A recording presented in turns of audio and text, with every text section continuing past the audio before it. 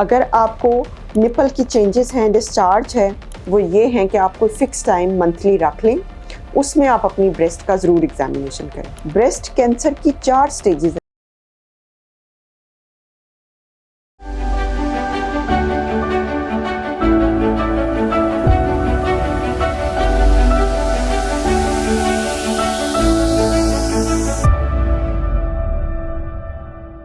अस्सलाम वालेकुम, मेरा नाम डॉक्टर तंजीला रहमान है और मैं कंसल्टेंट ऑब्स्टेट्रिशियन एंड गायनेकोलॉजिस्ट हूँ। अक्टूबर का महीना है। अक्टूबर का महीना सारी दुनिया में एट्रीब्यूट किया जाता है ब्रेस्ट कैंसर की अवेयरनेस के हवाले से।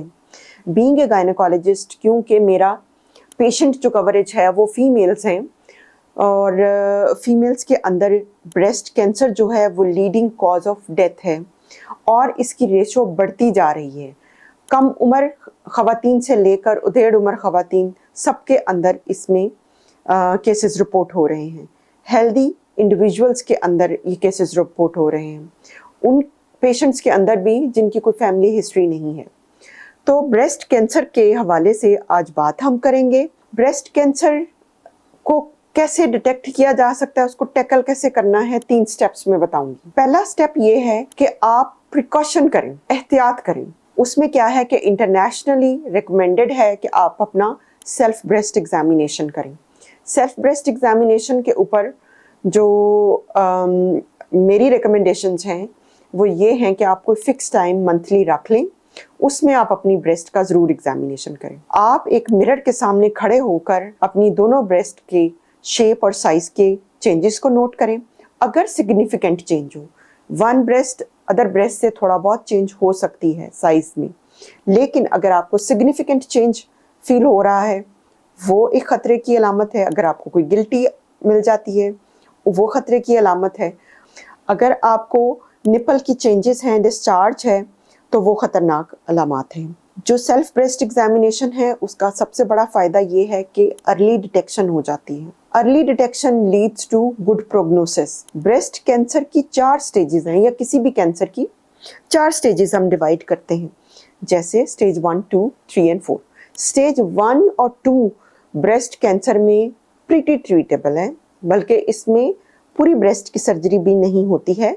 समटाइम्स ये सिर्फ वही लम्प या फिर ल्यूबैक्टमी यानी उतना ही लोब बस निकाला जाता है और उसके बाद सर्वाइवल के चांसेस काफ़ी अच्छे होते हैं। मैंने बहुत सारे केसेस देखे हैं जिसमें यंग पेशेंट्स की जो कंजर्वेटिव सर्जरी हुई है उसके बाद इवन उन्होंने कंसीव किया और बच्चे भी पैदा किए। तो अर्ली डिटेक्शन का ये फ़ायदा है, गुड प्रोग्नोसिस हो जाता है, आपके जो रिकवर होने के चांसेस हैं वो भी बढ़ जाते हैं। इसके बाद आता है कि अगर आपको ये चेंजेस फील हो गए हैं तो उसके बाद डॉक्टर आपका क्या करेगा। उसके बाद जो इसकी डिटेक्शन है, जो सेकंड स्टेप है, वो किस तरह होगी।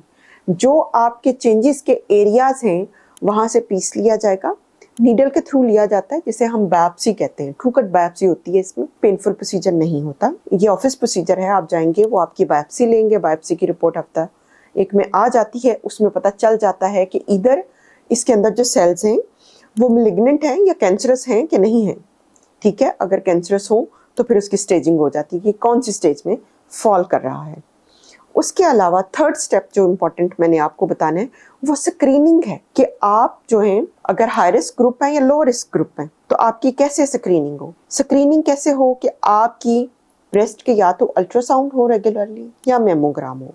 अल्ट्रासाउंड सिंपल अल्ट्रासाउंड होता है, साउंड वेव्स होती हैं। Mammogram sort of modified form of X-ray होता है, very close to CT scan. और इसमें अगर एक पिन हेड साइज का भी अगर फोकस आपकी ब्रेस्ट में हो वो पिकअप हो जाता है। इन दोनों टेस्टों का कोई नुकसान नहीं है, कोई आप अगर कहें कि रेडिएशन का एक्सपोजर इसके साथ हो सकता है वो भी नहीं।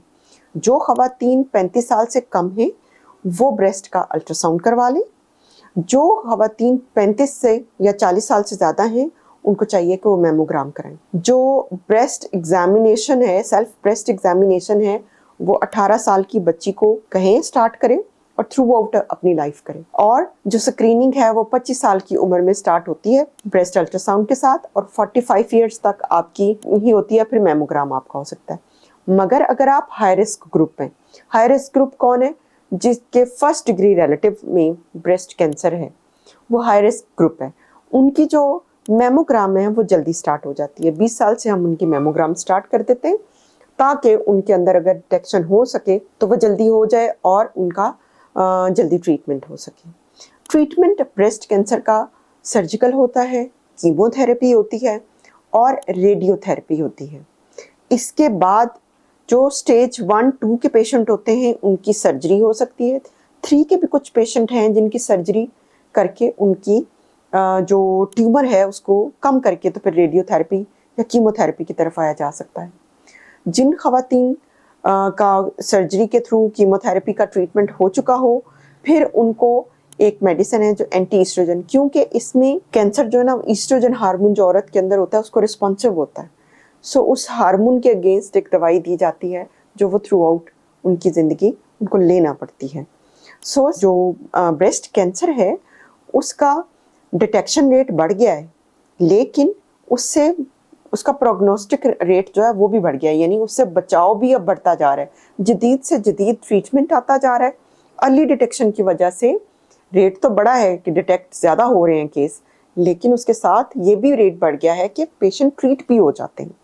ठीक है, अगर आपको कोई अलामत आ रही है, बहुत सारी खवातीन ऐसी हैं कि जिनको अलामात आती हैं वो मोडेस्टी की वजह से या शर्म की वजह से या अनअवेयरनेस की वजह से कि हम किसके पास जाएं, अपना ब्रेस्ट एग्जामिनेशन नहीं कराती, तो आप अपने नियर बाय गायनेकोलॉजिस्ट के पास जा सकते हैं, या फिर अगर आपके पास फैसिलिटी अवेलेबल है जो कंसल्टेंट ब्रेस्ट सर्जन होते हैं वो बेस्ट ऑप्शन है, उनके पास आप ज़रूर जाएं ताकि आप अर्ली डिटेक्ट हो सकें।